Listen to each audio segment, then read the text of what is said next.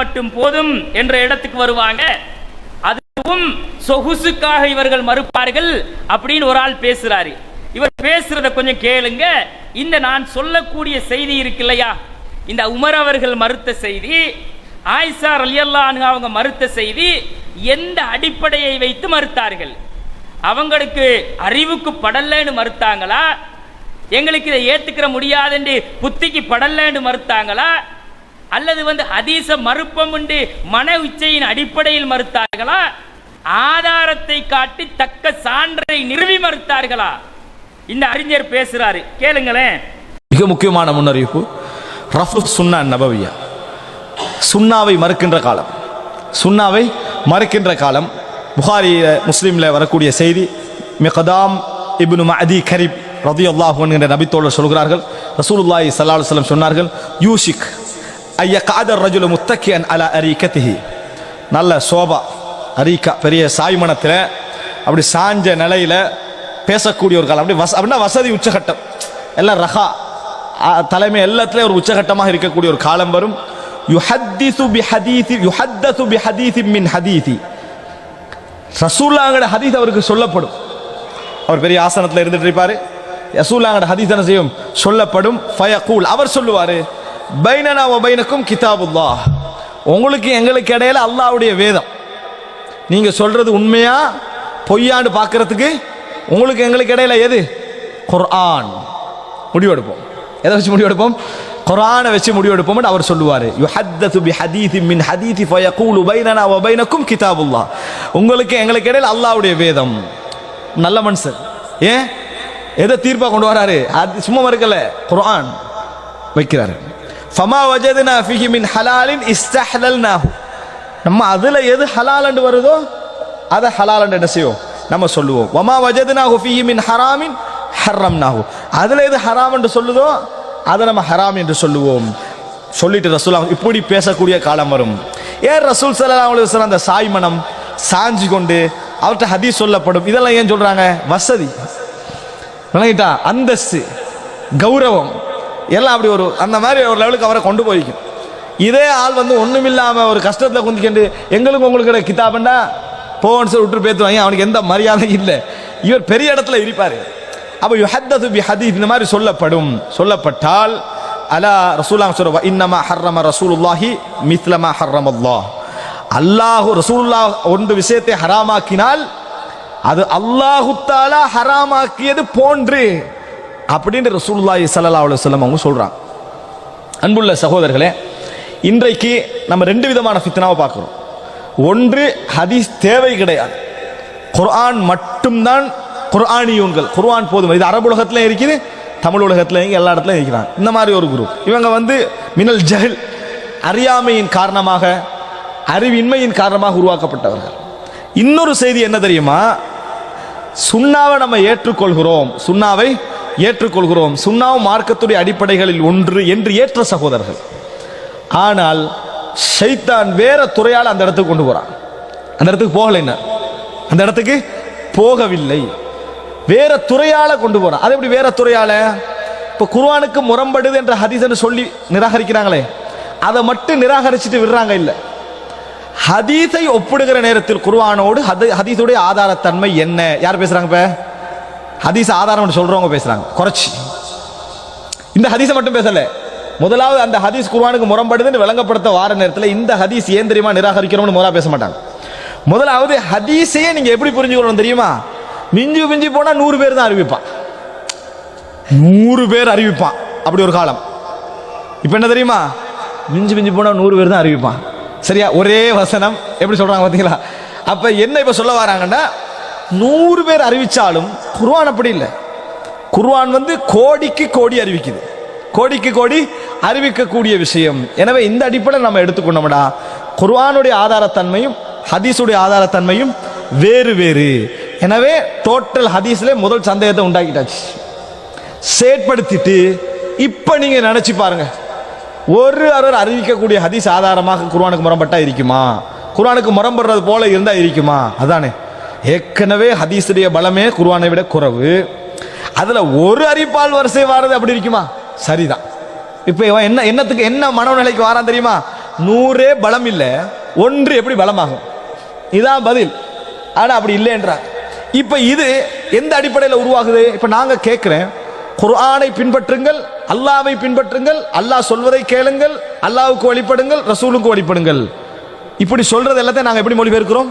குர்ஆனை பின்பற்றுங்கள், ஹதீஸை பின்பற்றுங்கள், குர்ஆனை பின்பற்றுங்கள், ஹதீஸை பின்பற்றுங்கள் என்றோம். இப்ப ஹதீஸுக்கு இந்த வெயிட்டை கொடுத்தோம்டா, என்ன குர்ஆனோடு ஒப்பிடுகிற நேரத்தில் அது பலத்துல குறைவுதான், இப்படி கொடுத்தோம்டா எவ்வளவு மடத்தனமான ஒரு வாதம் தெரியுமா? குர்ஆன் அல்லாஹ்வுடைய வேதம், ஆதாரத்தன்மையில உச்சக்கட்ட விடுங்க. இந்த உலகத்துல குர்ஆன் அல்லாத நீங்க எந்த செய்தியை நம்பினாலும் ஹதீஸை நம்புற மாதிரி தான் நீங்க நம்பணும். அது தெரியுமா? இது விளங்கப்படுத்துறாங்களா? இவர் என்ன சொல்றாருன்னா, இவர் பெரிய அறிஞர், பெரிய அறிஞர்னு எங்களோட சமுதாயம் தூக்கி வச்சிருக்குது. தூக்கி வச்சுக்கிட்டு இவர் ஹதீஸ் விளக்கம் கொடுக்குறார் ஒரு இடத்துல. அந்த ஹதீஸ் விளக்கத்தில் என்ன பண்றாருன்னா, ஒரு காலம் வருமா, இறுதி காலம், ஹதீஸ்களை சுன்னாவை மறுக்கிற காலமாம் அது. அந்த காலத்தில் அவங்கள்ட்ட ரசூலுல்லாஹ்ட ஒரு ஹதீஸ் சொல்லப்படுமா. சொல்லப்பட்ட உடனே அந்த ஹதீஸை காட்டும்போது, இப்போ கொஞ்சம் வசதி ஒரு பதவி பெரிய அந்தஸ்து சமுதாயத்தில் இருக்கக்கூடிய ஒரு இடத்துக்கு ஒருத்தர் வந்துட்டாருன்னா அவர் என்ன பண்ணுவாராம், எங்களுக்கும் உங்களுக்கு இடையில தான் குர்ஆன் இருக்குதேப்பா, பைனனா வபைனக்கும் கிதாபுல்லா, குர்ஆன் இருக்குதே, நீ சொல்லக்கூடிய செய்தி குர்ஆனோட பாரு, ஒட்டி வரசி பாரு, தப்பா இருக்குதா தூக்கி வீசிரு, குர்ஆனை எடுத்துட்டு போ அப்படியும் பாராம். வசதி வந்துட்டா ஹதீஸ் எல்லாம் மறுத்துட்டு போயிடுவாங்க அப்படிங்கிறாரு. வசதி ஹதீஸை மறுத்த அவன் முஸ்லீமா? அவன் இஷ்டத்துக்கு என்னவோ, அவன் பெரிய பதவியில அந்தஸ்துல அவனுக்குன்னு ஒரு ஜனரஞ்சகமான ஒரு அமைப்பை உருவாக்கிட்டு அப்புறம் அவர் உட்கார்ந்துக்கிட்டு நினைச்ச ஹதீஸ் எல்லாம் மறுப்பாரு. அவருக்கு படலன்னா குர்ஆனை காட்டி மறுப்பாரு அப்படின்னு இந்த செய்தியை கொண்டு காட்டுறாரு. குர்ஆன்ல இருந்தா ஏத்துட்டு போ, குர்ஆன்ல இல்லையா மறுத்துட்டு போன்றுவாரு அப்படிங்கிறாரு. ஆனா நாம அந்த நிலைப்பாட்டிலேயா இருக்கிறோம்? கிடையாது. குர்ஆனும் அல்லாஹ்வுடைய வஹி, குர்ஆனுக்கு விளக்கமாக ரசூல் சொன்னதும் அல்லாஹ்வுடைய வஹிதான். அதை நாங்க மறுக்க மாட்டோம். எதை மறுக்க வேண்டும் என்று சொல்லுகிறோம் என்றால், இப்ப குர்ஆன் எங்களுக்கு போதும் என்று சொல்லுவது ஹதீஸை மறுக்கின்ற வழிகேடு என்று சொல்றது உண்மையாயிருந்தா, உமர் ரலியல்லாஹு அன்ஹு அவர்கள் வழியாக வந்த செய்தியையும் அவர்களுடைய மகன் அப்துல்லா வழியாக வந்த செய்தியையும் ஆயிஷா நாயகி மறுக்கும் பொழுது என்ன சொன்னாங்க? ஹஸ்புக்குமுல் குர்ஆன், உங்களுக்கு குர்ஆன் போதும் தானே சொன்னாங்க, உங்களுக்கு குர்ஆன் போதும் அப்படின்னு ஆயிஷா நாயகி பதவி பெரிய அந்தஸ்து அப்படி சாய்மான கட்டில சாஞ்சிக்கிட்டு உமர் ரலியல்லாஹு அன்ஹு அவங்க வழியா வந்த செய்தியை குர்ஆனை காட்டி மறுத்துட்டாங்க. மூத்தசிலா குத்திக்கு படலன்னு மறுத்து விட்டு போன ஆயிஷா நாயகி அப்படின்னு சொல்லுவாங்களா? அடிப்படையே தெரியலையே. இவரை தூக்கி கொண்டாந்து வச்சு பெரும் அறிஞருங்கிறாங்க. அப்படியா மறுக்கிறாங்க? சொல்லப்பட்ட மத்தன் அந்த செய்தி குர்ஆனுடைய செய்தியை மறுக்கிறதா இல்லையா? அல்லாஹ் மரணித்தவருக்காக வேண்டி மரணித்தவருடைய குடும்பம் அழுதால் தண்டிப்பான் என்பது குர்ஆனுடைய கருத்தை மறுக்கிறது என்று வசனத்தை ஓதி காட்டி மறுத்தார்களா? அல்லது குர்ஆன் மட்டும் எங்களுக்கு போதும் என்று சொல்லி அந்த கொள்கைக்கு மக்களை கொண்டு வந்தாங்களா ஆயிஷா நாயகி? இது செய்தி தப்புப்பா, அதை எடுத்துக்கிறாத, அந்த செய்தியை விட்டு அப்படின்னு தான் சொன்னாங்களே தவிர மொத்த ஹதீஸை மறுத்துருங்க அப்படியா சொன்னோம்? அப்படித்தான் ஆயிஷா நாயகி சொன்னாங்களா? பைனனா வபைனக்கும் கிதாபுல்லா, எங்களுக்கு உங்களுக்கு மத்தியில குர்ஆன் அது போதும் அப்படியா சொன்னாங்க? குர்ஆனோட ஒரசனம் எந்த செய்தியாக இருந்தாலும் குர்ஆனுடைய விளக்கம் தான் ஹதீஸ். குர்ஆனுடைய விளக்கமாக ஹதீஸ் இருக்கும் பொழுது அந்த ஹதீஸ் ஒரு நாளும் குர்ஆனோடு முரண்படக்கூடாது, முரண்படவும் முடியாது. முரண்பட்டு வந்தால் அது மறுக்கப்பட வேண்டியது என்பது உமர் ரலியல்லாஹு அன்ஹுடைய வழிமுறையா இல்லையா? ஆயிஷா ரலியல்லாஹு அன்ஹா அவர்களுடைய வழிமுறையா இல்லையா? சஹாபாக்கள் காலத்துல தானப்பா இந்த உசூல் இருந்துச்சு. சஹாபாக்கள் காலத்திலேயே இந்த அடிப்படையை தானே சொல்லி தந்தார்கள். அப்ப உசூலே கிடையாது, உனக்கு தெரியலன்னு சொல்லி உசூல் இல்லைன்னா அப்ப இவங்க எதை வச்சு மறுத்தாங்க? குர்ஆனோட முரண்பட்டா மறுக்கணும்ங்கிறார்கள். எந்த அடிப்படையும் உசூலும் இல்லை என்றால் எந்த உசூலை வைத்து உமர் அவர்கள் மறுத்தார்கள்? பதில சொல்லி. எந்த அடிப்படையை வச்சு ஆயிஷா நாயகி மறுத்தாங்க? அந்த அதுக்கு பதில சொல்லி. இது முஸ்லிம்ல புகாரியில பதிவு செய்யப்பட்ட செய்தி தானே. அப்ப அவங்க மறுத்தது குர்ஆனை காட்டி. அப்ப அவர்கள் குர்ஆனை மட்டும் போதும் என்று சொல்லுகிற ஒரு சமுதாயத்தை உருவாக்குறதுக்கு குறிப்பெடுத்து கொடுத்தாங்களா? ஹதீஸை மறுத்துவிட்டு குர்ஆனை மற்றும் ஏற்கிற சமுதாயத்தை உருவாக்குறதுக்கு அவங்க அப்படி சொன்னாங்க. ஒரு வகியை விளங்குறதுக்கு ஒரு சென்ஸ் வேணாம், அடிப்படை அறிவு வேணாம். அப்ப இவர்கள் ஹதீஸ் காப்பாளர்களாம், ஹதீஸ் இவங்க காக்க போறாங்க என்று சொல்லுகிறார்கள். கண்ணியத்திற்குரிய சகோதர சகோதரிகளே, அப்ப இந்த அடிப்படையில் இது சஹாபாக்கள் காலத்தில் இருந்து வரக்கூடிய ஒரு நடைமுறைதான் என்பதை நாங்கள் புரிந்து கொள்ள வேண்டும்.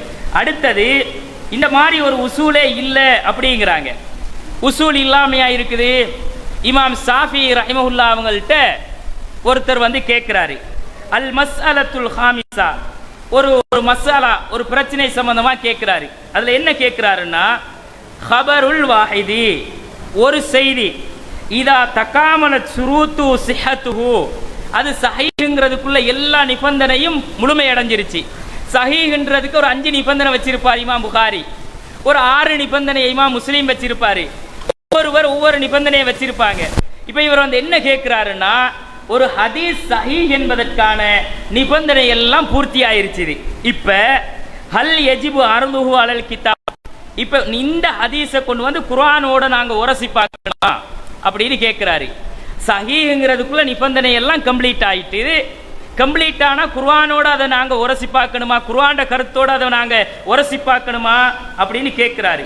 கேட்கும் போது இமாம் ஷாஃபி ரஹிமஹுல்லா அவர்கள் சொல்லுகிறார்கள், லா யஜிபு, அதை உரசி பார்க்க வேண்டிய கட்டாயம் கிடையாது. ஏன்னு கேட்டா, லி அன்னஹு, அந்த செய்தி, லா ததகாமலு ஷுரூத்துஹு இல்லா வஹுவ கைரு முஹாலஃபுன் லில் கிதாப், ஹதீஸ் வந்து குர்ஆனுக்கு முரண்படாமல் இருக்கிற வரைக்கும் தான் அது சஹீஹ். எப்படி அழகா சொல்றாரு, அந்த செய்தி சஹீஹ்ன்றதுக்குள்ள நிபந்தனை எல்லாம் கம்ப்ளீட். இப்ப குர்ஆனோட உரசனுமா? இமாம் ஷாஃபி ரஹிமஹுல்லா சொல்றாங்க, இல்லப்பா, அந்த செய்தி குர்ஆனோட முரண்படாம இருந்தால் தான்ப்பா சஹீஹ்ங்கறாங்க. அந்த நிபந்தனை எல்லாம் பூர்த்தியானாலும் அந்த செய்தி குர்ஆனோட முரண்படக்கூடாது. முரண்பட்டா என்ன, அது சஹீஹான செய்தி இல்லைங்கிறாங்க. அப்ப இமாம்கள் இந்த உசூலை சொல்லலையா? இமாம் ஷாஃபி ரஹிமஹுல்லா அவங்க யாரப்ப, இது அல் மஹ்சூலுங்கிற புத்தகத்துல 4வது பாகம் 438வது பக்கத்துல இருக்குது. இந்த அடிப்படையை வைத்து இமாம்கள் பல செய்திகளை மறுத்தாங்க. கடைசியா அவங்களுக்கு ஒரு செய்தியை சொல்லி நான் முடித்துக் கொள்கிறேன். அந்த செய்தி என்ன, புகாரி கிதாபுக்கு 2 சரஹ் கிதாப் இருக்குது. ஒன்று ஃபத்ஹுல் பாரி, இமாம் இப்னு ஹஜர் அல் அஸ்கலானி ரஹ்மத்துல்லாஹி எழுதினாங்க ஃபத்ஹுல் பாரி. இன்னொரு சரஹ் எழுதினாங்க உம்தத்துல் காரி. ஃபத்ஹுல் பாரி மாதிரி உம்தத்துல் காரி புகாரியுடைய விளக்க நூல். இதுல இமாம் இஸ்மாயிலி ரஹ்மத்துல்லாஹி அவங்க என்ன செய்யறாங்கன்னா, ஒரு செய்தியை எடுத்துக்காட்டி, இந்த செய்தி புகாரியில பதிவு செய்யப்பட்டாலும் அதுல செய்தி குர்ஆனோட முரண்படுது அப்படின்னு மறுக்கிறாரு. எந்த செய்தி தெரியுமா? மறுமை நாள்ல அல்லாஹு தஆலா இப்ராஹிம் நபியுடைய தந்தையை மறுமை நாள்ல கொண்டு நரக படுகொலியில தள்ள போறான். அப்ப இப்ராஹிம் நபி அல்லாஹ் கிட்ட சொல்லுவார், யா அல்லாஹ், நீ என்னை மறுமை நாளில் கேவலப்படுத்த மாட்டேன் என்று சொல்லி இருக்கிறாய், எனக்கு நீ வாக்கு தந்திருக்கிறாய், என்னைய இந்த மறுமையில கேவலப்படுத்திராத யா அல்லாஹ், என் வாப்பா நரகத்துல போடுறதை விட பெரும் கேவலம் எனக்கு ஒன்றுமே இல்லை அப்படின்னு வந்து அல்லாஹ்ட்ட சொல்லுவாராம். யா அல்லாஹ், நீ கேவலப்படுத்திராத, பாரா இப்ராஹிம் நபியோட வாப்பாவே நரகவாதிரான்னு சொல்லிடுவாங்களே, அந்த கேவலத்தை எனக்கு தந்துராத யா அல்லாஹ் அப்படின்னு சொல்றாராம். சொன்னப்ப அப்படியா இப்ராஹிம், அப்ப உங்க வாப்பாவை நான் நரகத்துல போட மாட்டேன் அப்படின்ட்டு உன் காலுக்கு கீழே பாரு அப்படின்னு அல்லாஹ் சொல்றான். அவர் காலுக்கு கீழே பார்க்கிறாரு, ஒரு ரத்தம் தோய்ந்த முடிகள் நிறைந்த கழுதை புலியிட வடிவத்தில் ஆசர அல்லாஹ் மாத்திட்டான். மாத்தி கழுதை புலி வடிவத்தை தூக்கி நரகத்தில் அல்லாஹ் போடுவான் என்று ஒரு செய்தி புகாரியில வருது. இந்த செய்தியை இமாம் இஸ்மாயிலி ரஹிமஹுல்லா அவங்க எடுத்துக்காட்டி, இந்த செய்தி குர்ஆனுக்கு முரணா இருக்குது அப்படிங்கிறாரு. ஏன் குர்ஆனுக்கு முரணா இருக்குது? இப்ராஹிம் நபி உலகத்துல வாழும் பொழுது தண்ட வாப்பாவுக்காக அல்லாஹ் கிட்ட நான் உனக்காக நான் மன்னிப்பு தேடுவேன் அப்படின்னு வாக்கு கொடுத்தாரு. வாக்கு கொடுத்தவர் தண்ட தந்தைக்காக மன்னிப்பும் கேட்டாரு. அல்லாஹு தஆலா என்ன சொன்னான், இப்ராஹிமே உன் வாப்பா அல்லாஹ்ட விரோதி, அவர் வந்து நரகவாதி அப்படின்னு அல்லாஹ் சொன்னான். ஃபலம்மா தபய்யன அன்னஹு அதுவன் லில்லாஹி தபர்ரஅ மின்ஹு, இவர் அல்லாஹ்வுடைய விரோதி என்று தெரிந்த பிறகு இப்ராஹிம் நபி அதுல இருந்து விலகிட்டாரு. அல்லாஹ்ட விரோதின்னு அல்லாஹ் சொல்லிட்டான், துனியாவிலே சொல்லிட்டான். அப்படியா யா அல்லாஹ், ஓம் விரோதியா? அப்ப நான் மன்னிப்பு கேட்க மாட்டேன். அப்ப அவர் மன்னிப்பு கேட்டது எதுக்காக அல்லாஹ் கிட்ட? அல்லாஹ்விடத்தில் நான் மன்னிப்பு கேட்பேன் என்று வாப்பா கிட்ட வாக்கு கொடுத்தாரே, அந்த வாக்குக்காகத்தான் அல்லாஹ்ட்ட மன்னிப்பு கேட்டாரு. ஆனா அல்லாஹ் அதை மறுத்தான். மறுத்துட்டு அல்லாஹ் சொன்னான், இவர் அல்லாஹ்வுடைய விரோதி இப்ராஹிம், நீ மன்னிப்பு கேட்காத, அவன் நரகவாதி என்று அல்லாஹ் சொல்லிட்டான். அப்ப உலகத்திலேயே என் வாப்பாவுக்காக நான் பேச மாட்டேன் என்று அல்லாஹ்விடத்துல அவர் மன்னிப்பு கேட்டு மீண்டுட்டாரு. உலகத்தில் மீண்ட இப்ராஹிம் நபி தண்ட வாப்பாவுக்காக போய் மறுமையில பேசுவாரா? அது எப்படி ஒரு நபி உலகத்துல வாபஸ் வாங்கிட்டு மறுமையில போய் அதை மறந்து பேசுவாரு? தப்பா இருக்குதே, இது குர்ஆனுக்கு முரணா இருக்குதே. அப்ப உலகத்திலேயே நான் இவருக்காக பேச மாட்டேன், யா அல்லாஹ் இவன் உன்னுடைய விரோதி தான் அப்படின்னு வந்தவர் மறுமையில அது எனக்கு கேவலம் என்று வந்து சொல்லுவாரா? சொல்ல மாட்டாரு. அப்படின்னு சொல்லி இஸ்மாயிலி என்ற அறிஞர் இந்த செய்தியை எடுத்துக்காட்டி புகாரியில பதிவு செய்யப்பட்டாலும் நம்பகமானவர்கள் வழியாக வந்தாலும் மெசேஜ் தப்பா இருக்குதுங்கிறாரு. இப்ப இமாம் இஸ்மாயிலி யாரு? முஅ்தஸிலாவா? அவர சிந்தனையை உள்ள பூத்தி நம்பகமான அறிவிப்பாளர்கள் வழியாக வந்த செய்தியை, சஹீஹான நிபந்தனைகள் பூர்த்தி செய்யப்பட்ட செய்தியை, புகாரியுடைய செய்தியை இஸ்மாயிலி எப்படி மறுக்கலாம்? அவர் முஅ்தஸிலா. சொல்லு பார்ப்போம். அவர் ஹதீஸை மறுத்த ஹதீஸ் மறுப்பாளர். இமாம் இஸ்மாயிலிக்கு முன்னால யாரு மறுத்தாங்களா? அத இமாம் இஸ்மாயிலி மறுக்கிறதுக்கு முன்னாடி அந்த செய்தியை யாரு மறுத்தாங்க? வரலாற்றுல எந்த அறிஞராவது மறுத்திருக்கிறாரா? இவங்க தான் மறுப்பாங்க. சரிப்பா, அந்த அறிஞருக்கு முன்னாடி யாருப்பா அதை மறுத்தாங்க? அவர் மறுத்ததுக்கு பின்னாடி அது தப்பில்ல, கரெக்ட் தான் யாராவது அதுக்கு விளக்கம் கொடுத்தாங்களா? யாரு விளக்கம் கொடுத்தாங்க? விளக்கம் கொடுக்கலையே. அப்ப அவர் மறுத்த செய்தி கரெக்டா தான் இருக்குது என்று சொல்லி ஏத்துக்கிட்டு இந்த உலகம் போச்சா இல்லையா? புகாரியில பதிவு செய்யப்பட்டதை மறுக்கலாமா? புகாரி ஹதீஸையை மறுத்துருவீங்களா? இப்படியா பார்க்கிறது? அடே, வஹி என்பது குர்ஆனும் குர்ஆனுடைய ஹதீஸ்கள் என்பது விளக்கமும். அந்த விளக்கம் குர்ஆன் செய்திக்கு மாற்றமா வந்தால் மறுக்க வேண்டும் என்பது உசூல். அதான் பாதுகாப்பு. அது என்ன முரண்பாட்டோட சேர்த்து எடுத்துக்கிட்டு போறது? வஹீல தான் முரண்பாடு இல்லைன்னு அல்லாஹ் சொல்லிட்டானே. முரண்பாடு இல்லைன்னு சொல்லும் பொழுது முரண்பாட்டோட நாங்க ஹதீஸை எடுத்துட்டு போவோம் என்று சொல்லக்கூடியவர்கள் ஹதீஸ் காப்பாளர்கள்.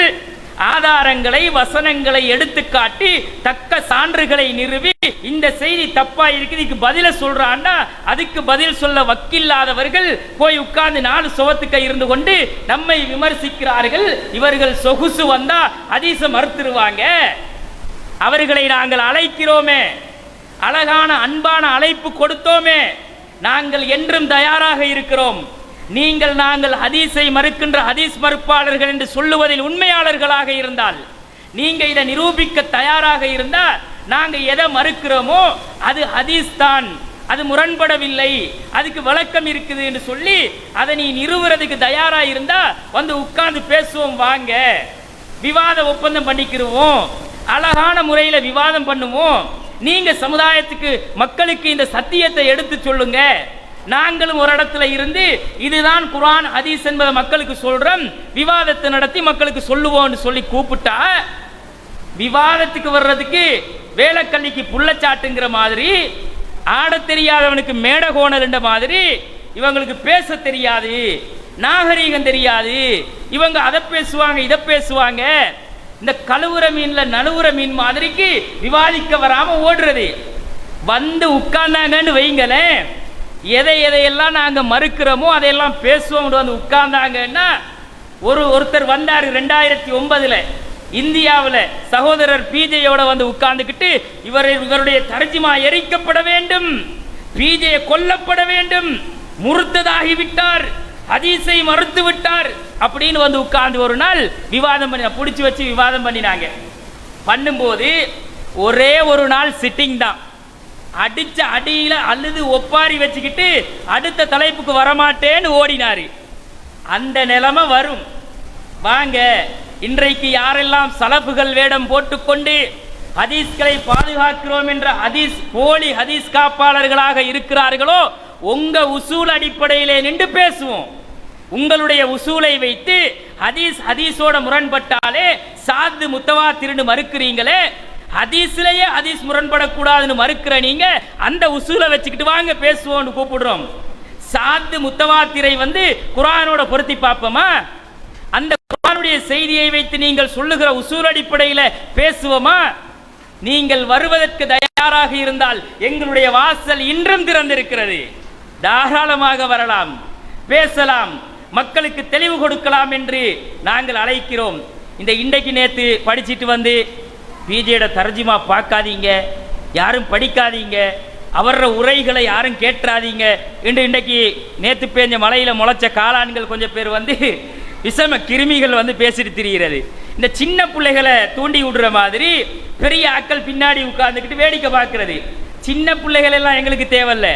யாரெல்லாம் ஹதீஸை பாதுகாக்கின்ற போர்வை போர்த்தி கொண்டு போலி வேஷம் தரித்து இந்த சமுதாயத்தை ஏமாற்றுகின்ற சலபு வேஷம் போட்டுக் கொண்டிருக்கிறார்களோ அந்த சலபிகள் அத்தனை பேருக்கும் பகிரங்கமான அறைவுகுவல், பகிரங்கமான சவாலை நாம் நம்முடைய ஜமாத்தின் சார்பாக சொல்லி இருக்கிறோம், அழைத்திருக்கிறோம். எங்க கூட நீங்க பேசுறதுக்கு தயாரண்டா நாங்கள் தயார் என்று சொல்லி இருக்கிறோம். ஹதீஸ்கள் ஒரு நாளும் குர்ஆனுக்கு முரண்படாது. நாங்கள் மறுக்கின்ற செய்திகள் ஹதீஸே கிடையாதுங்கிறோம். நாங்க கிடையாது, அது ஹதீஸ் இல்ல. முரண்பட்ட செய்தி ஹதீஸாக முடியாது. எந்தெந்த செய்தியை நாங்கள் மறுக்கிறோமோ அத்தனையும் பேச தயார் என்பதை நாங்கள் சொல்லிக் கொள்கிறோம். எனவே கண்ணியத்திற்குரிய சகோதர சகோதரிகளே, குர்ஆனும் ஹதீஸும் அல்லாஹ்வுடைய வகை. அந்த வகையில் எந்த முரண்பாடும் இல்லை.